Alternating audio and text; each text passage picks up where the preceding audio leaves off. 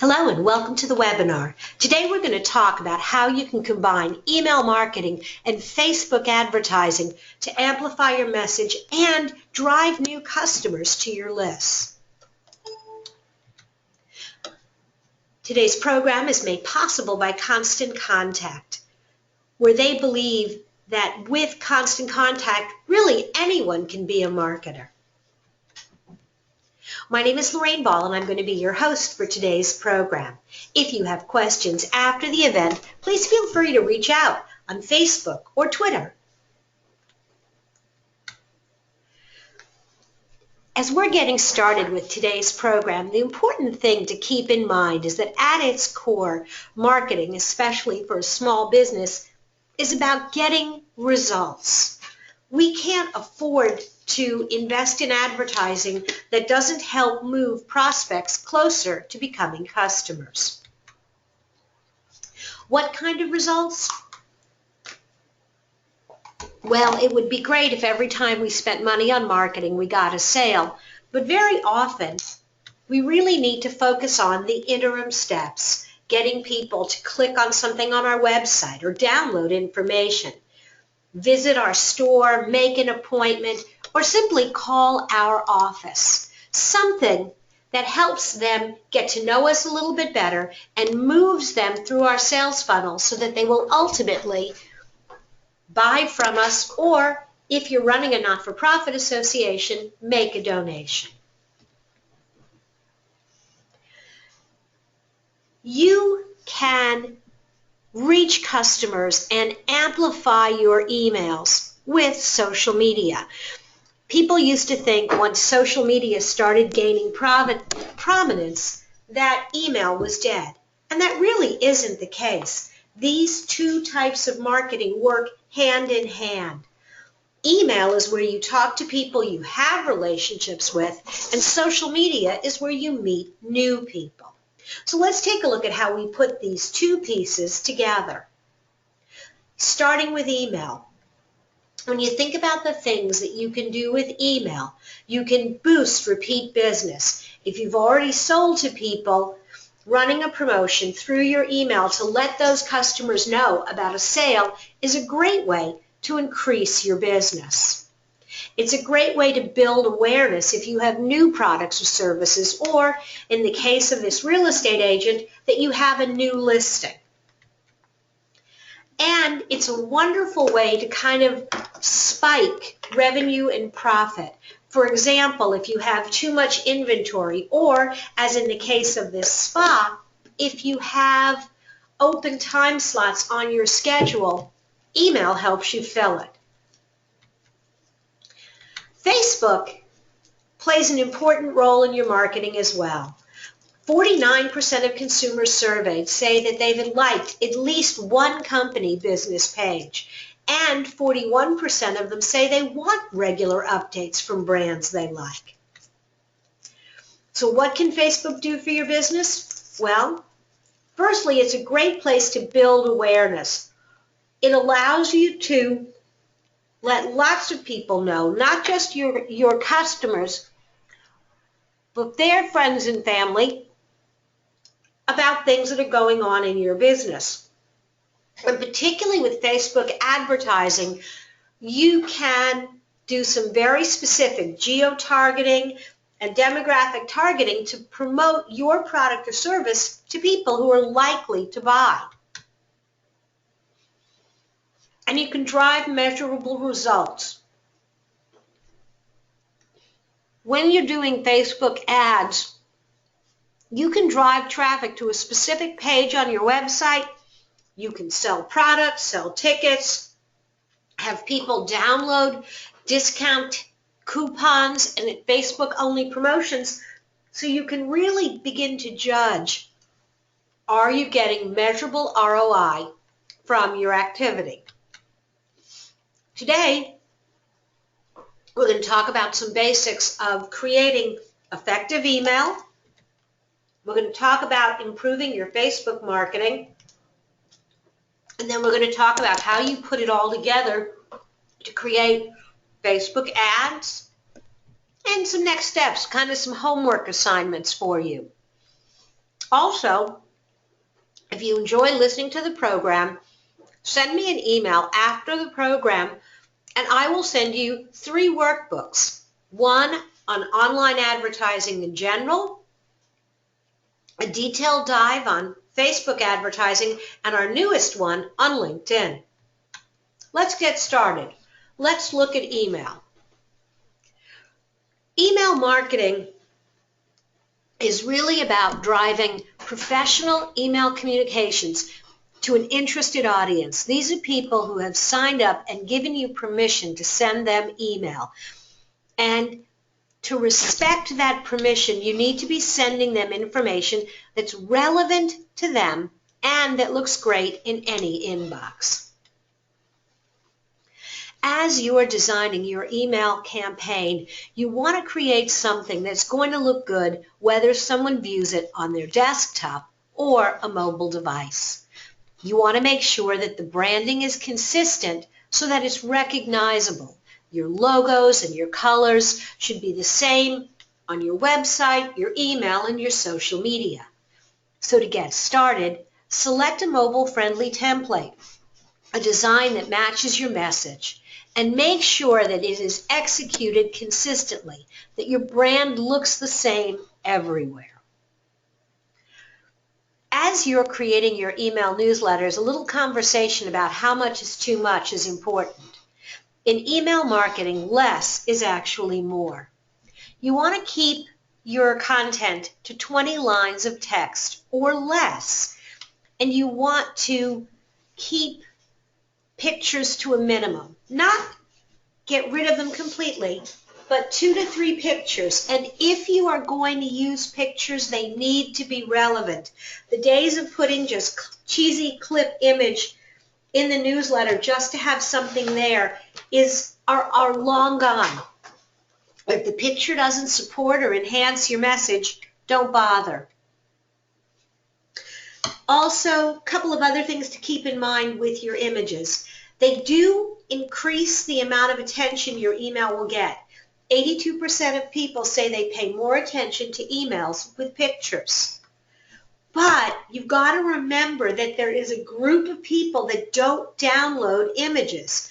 When they get your email, what they're going to see in this boxed area is simply a blank square. So make sure that every time you use a picture, you also add alternate text to describe that image to readers. Keep the number at 3 or less. Things that really work well, photographs of your products and services, your employees. We get phenomenal results, especially in home service companies, anytime we feature pictures of employees, because people really want to know who's coming to their house. And don't use images of your content. And what this means is if you've got a really cool flyer that you've created for an event or a party, do not take that JPEG with all that information, drop it in an email and send it out, because 1/3 of the people who don't download the image will simply get a blank square. Pictures need to be on your email, just that, an accessory, not the main course. Anything that you really need people to read and to know needs to be in text above or below the picture.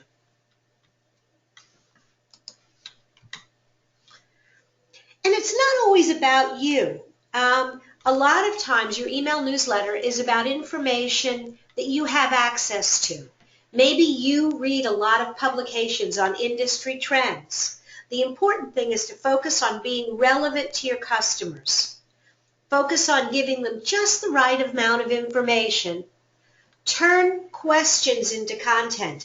Think about the most commonly asked questions, the things people always want to know, and answer those questions in your email. And finally, remember that images are content too. So if you're going to use them in your email, they need to add value. Simple recipe for some layout success. Single column template. This single column makes it much easier for someone to read it on their mobile device. And the truth is, about half of your customers are opening emails on their mobile devices. 3 or fewer images, less than 20 lines of text. And keep your links to a minimum also. The days of having hyperlink, hyperlink, hyperlink everywhere in an email are long gone. Use them very sparingly. And honestly, it's way better to use a button than a hyperlink. You'll get significantly more interaction with these call to action buttons. Make sure there is at least one call to action. They say above the scroll line, different devices, that's going to be in a different place. So I always tell people, make sure there is a call to action in the top 1/3 of your email. And pay attention to your results. Take a look at how many did you send, how many people opened, and look at each and every campaign. And look at the clicks. Not just, you can see how many people opened it, but what you want to know is how many people actually clicked on it and were motivated to action. I always look at this page every time I send out an email campaign. I want to know, what are people interested in? And then the thing I love best is I can also click here and find out who was interested. So you can see on these results from the yoga studio, 12 people clicked on the online booking tool. If this was my studio, the next thing I would do is I would go to my online booking and see, did these 12 people schedule appointments? If not, if half scheduled appointments and half didn't, the next thing I would do is I'd get on the telephone and say, hey, we sent you an email this morning. It had some information about booking an appointment. Were you interested?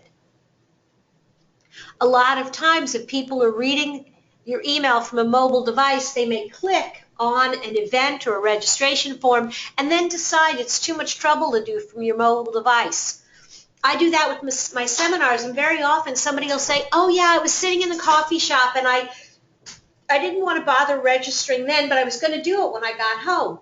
Really? I'll say, can I do that for you right now? And a lot of times I can get people to register and make appointments because they've already kind of shown that they were interested. And I get them before they forget that it was something they wanted to do. The metrics that matter. Take a look at the open rate. How many people really care? If your open rates are running significantly below the industry average, take a good look at your list and see if there are people who really never open it.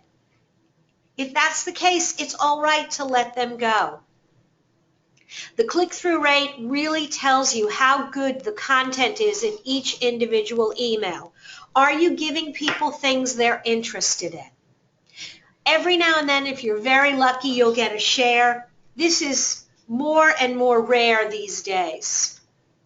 Also pay attention to the negative metrics. Look at how many people are opting out.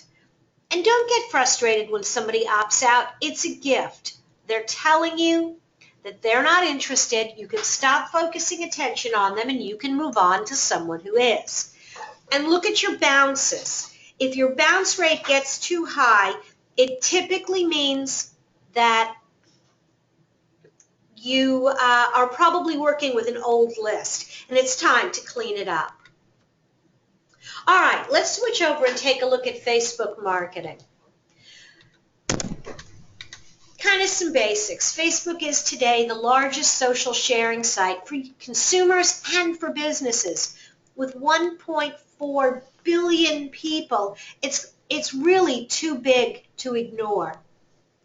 On Facebook, you can share text, links, photos, and videos. And you can share content that engages, informs, and promotes. How often? For most businesses, once a day is plenty, sometimes twice a day if you've got a lot going on. More than that, get a life. The only exception is if you have like a festival or an event, and so for a conference, for a concentrated period of time, maybe you share a little bit more. The big benefit is that you can reach a large audience, especially if you use their advertising platform, and you can kind of build on the relationships you already have. That large audience, you're going to reach them if you create and share the right content. If you are putting information out there that your customers are interested in, that they think is appealing or informative, they're more likely to share it. You have to keep in mind Facebook's algorithm, and we'll talk a little bit more about that. And really, if you're going to manage a business page, you need to use the Facebook Insight tool to figure out what's really working and what's not. We're going to take a look at the algorithm and the Insight tool in a moment, but for now I want to talk a bit about content, some best practices. And what's nice is this rule pretty much holds true on almost every social media platform. 50% of the content that you're sharing should be what I'm going to call a little more lighthearted. Ask questions, share videos, have fun conversations. This content is really designed to get likes and shares and comments and interaction. We often share pictures of our office cats and our birthday parties and our building. There's no real business value to that content, but that's the kind of content that gets interaction and it gets shares and likes. And that's what helps us improve our edge rank so we show up more often on Facebook pages. About 30% of your content should be useful. Links to blog posts, links to informative articles, and links to industry trends. And then 20% can be more promotional in nature. Here's a coupon, here's a special, buy now. For a company like ours, we promote our seminars. We're probably more in the 40-40-20 or maybe 50-40-10 category. We don't very often push our product on Facebook. But if you've got more of a consumer product, then that 20% is very appropriate. When it comes to Facebook, there's a lot of different kinds of content that works. Video is really strong, and you can either embed a video right into Facebook or pull something from YouTube. But if you're going to put video on Facebook, rule number one is it has to be short. 60 to 90 seconds, and really, I would suggest that you try to keep it under 60. That doesn't sound very long, but the truth is that people are browsing their Facebook timeline on their phone in between tasks. If your video is more than 60 seconds, people are simply going to turn it off and move on. Photos also work really well in Facebook. After all, it's called Facebook. So an emphasis on pictures of people and pretty pictures of places all work really well. How many photos? The ideal mixture of photos is either 1 or 3 in a post. 1 because you get this great big image that fills the screen, or 3 because you get a nice arrangement like this. More than 3, you get this little plus and it tells you how many pictures are there. Interaction actually drops because now people see 3 images and they're like, oh, those are cool, and they take a closer look. But when they see that +4 or +5 and they're like, wow, I don't have time to look at all those pictures, and so instead of looking at just a few, they don't look at any.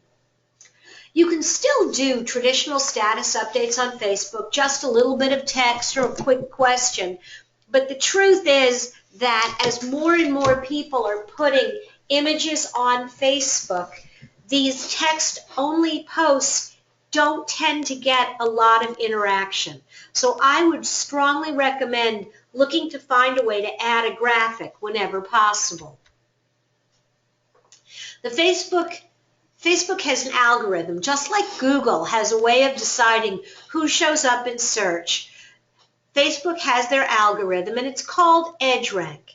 They decide which posts they're going to show based on what your fans are interested in, how your post performs among other users, and how good your past posts have been. How much interaction have you gotten on other things that you've shared? That's why doing fun things on Facebook is so important. This is, after all, a social network, not just an advertising medium. That's why we always have pictures, again, of our cats. Well, because cats rule the internet. But that's what people like and share, and it gives us an opportunity to stay in their timeline when we have something business-oriented as well. And they also decide based on the kind of things that users have liked in the past.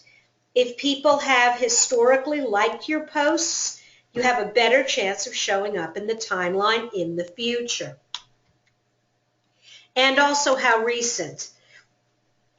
Newer posts get more visibility in the timeline. But if lots of people are commenting and sharing it and interacting with it, there's a chance that even an older post will pop back up. Want to know what's working? Take the time to use Facebook's Insight tool. Log in and see how good your content is. Start by looking at the different types of posts. Figure out what's doing well. Is it a photo, a video, or a link? In this instance, you can see that the photos did significantly better. They all reached about the same number of people, but way more people clicked on it and looked around and interacted with the content.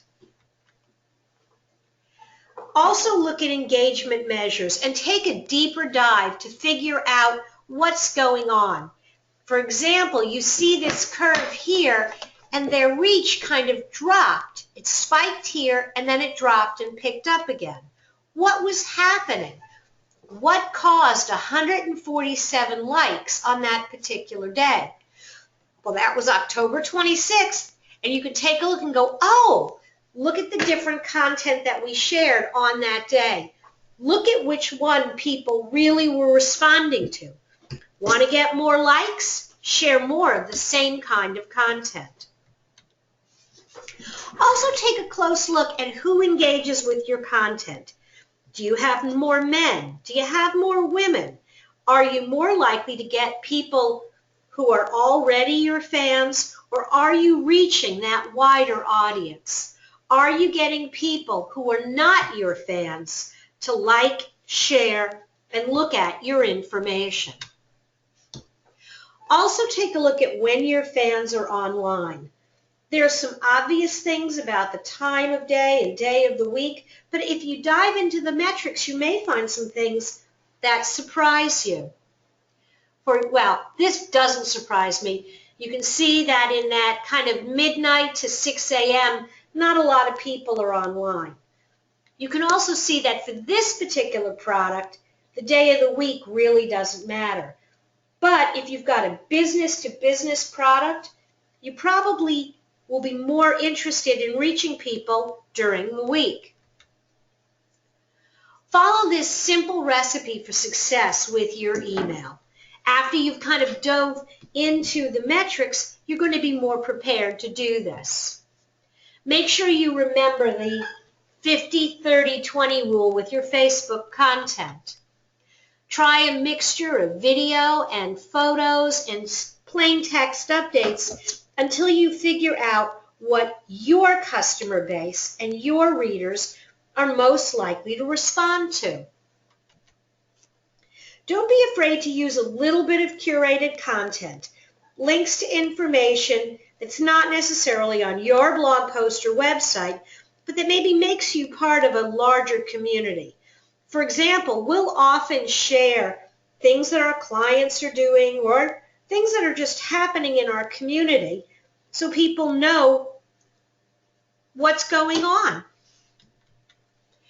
We pay attention to your audience preferences. Give them more of what they want. And now let's take a look at how do you put all of this together to run a Facebook ad. I'm going to show you kind of two versions of this process. One of the things, obviously, Constant Contact makes it easier, and I'm going to show you using the Constant Contact tool, but also just how to do it from Facebook. First thing you got to do is pick a post. Take a look at the kind of content you've been sharing and what people have been interacting with. Find a post that has already done well, that had a lot of interest, that is worth sharing to a wider audience and will probably get additional interaction. Once you've picked your post, now decide who you want to advertise to. You can pick people who like your page, or people who like your page and their friends, or you can choose people through targeting. You can select their geographic region, you can select their age, some things they're interested in, and then you can set your budget. As you create the ad, you can edit your text here to make the message more compelling. When you set your budget, you decide how much you want to spend. You can set a daily budget, $5, $10, $20, $500, whatever you want to do. You can have it run continuously, or you can have it start and end on a particular date. And Facebook will tell you how many people you will be able to reach for that amount of money. You can let Facebook decide how much to pay to bid for every click, or you can set your own budget. The cool thing is, for as little as $5 a day, you can start reaching hundreds and thousands of people. These are real results from the campaigns we ran for a client. And you can see how many website clicks they got, how many people totally saw the ad, that's the reach number. You can see what they paid per click on their website, what their daily budget was, and how much in total they spent. The cool thing was really with these two different campaigns, they spent a total of $36.58.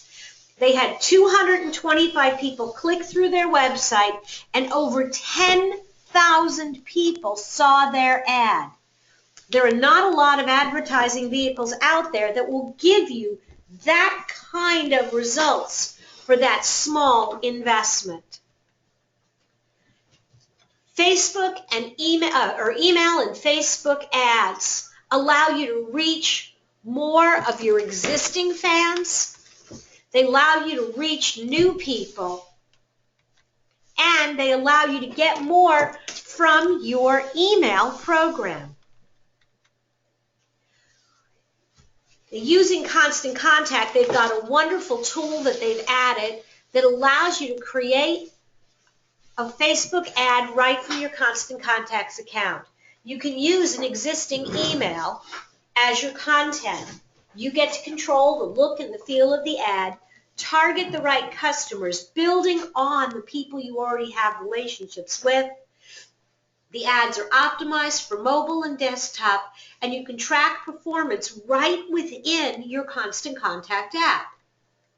Start with the right email. So this is a great example. This is a promotional email for a footwear company. They decide that's the email they're going to run in their campaign, and you can choose your targeting. You can choose city, state, nationwide, pick the state, decide how long you want the campaign to run. Then you design the ad. You can edit the messaging that will be the introduction to the ad. Here's an example of what the ad will look like. So you can see Here's the newsletter, and here's the ad with a close-up on just the shoes. And this is a different graphic. It's not just pulling the email newsletter, it's pulling. You have the opportunity to change that ad so it has a much more compelling image for Facebook. Great call to action and a learn more button. And then you can track your results. You can see, here's your original email. You have a list of 8,400 people, and 757 people clicked on it. I'm sorry, 757 people opened it, 38 clicked. But then when you ran the boost and you spent $50 to reach 5,000 more people, you actually had 7,500 people who saw the ad and 134 clicks. Look at that. You got almost as much exposure as you had with your original newsletter, and you had 4 times as many people clicked. Simple recipe for success if you're going to create or transform a newsletter into a Facebook ad. Number 1, your primary image should have less than 20% text. Do not write a lot of words in the body. Facebook won't approve the ad. A small little logo or a little bit of buy now or save 20% or something on the image is fine. Keep your titles short. Use keywords, act, buy, refer a friend, hot yoga. Make sure it should be words that tell people what the ad is about. And also, I don't think people are doing a lot of searching yet, but if they did, you want to include them. Make sure you have a strong call to action. Save 50%, act now, expires soon. So where do you go from here? Start working on your email campaigns. Start tweaking and improving the campaigns to create something that really gets great interaction. Pick one of the ones that worked well to promote. Create a Facebook ad and target the right audience. And here's the thing that's really cool. You've got this great group of people that know and love you, and they enjoy hearing from you. With a Facebook ad, you can essentially clone those people, find their friends and neighbors, and advertise to them, and invite them to become part of your community. Run the ad for a short period of time, and then review your results and try again. Quick reminder, good checklist here, an anatomy of an email. Remember the preview pane? Keep your subject line and your pre-header text short and to the point and interesting. Choose a mobile responsive template. Keep it consistent in color and styling with your brand. Put your logo in your email on the left or the center, never the right. If you're going to use pictures in your email, make them interesting, make them count, and make them clickable. If I roll over this picture in your email, I expect I'm going to be able to go somewhere. This picture should be as much a call to action as the button that says sign up today. Less is more. Keep the email short, just a few images, just 1 or 2 calls to action. Keep that first button above the fold. Don't be afraid to use these social media buttons and encourage people to share your newsletter on social media. Quick checklist for Facebook. Tell your story in 90 characters or less. Do not write the great American novel here at the top of the ad. You can, no one will read it. Make sure your image doesn't have a lot of text in it. Choose an image that really showcases your products, something that's going to grab people on Facebook. Strong calls to action, keep them short, 25 characters or less, and tell people why they need to click on the ad. The offer expires, limited seating. Okay, if we've whet your appetite and you want to learn more, there are wonderful seminars on ConstantContact.com. You can also check out the roundpeg.biz website. If you want to find out if this product works for you, check out a free 60-day trial. You can find more resources at blogs.constantcontact.com/library. And if you've got questions, be sure to send me an email at lorraine@roundpeg.biz, and I'll be happy to help you out. If you've enjoyed today's program, check out our website for other upcoming events. Thanks for joining us.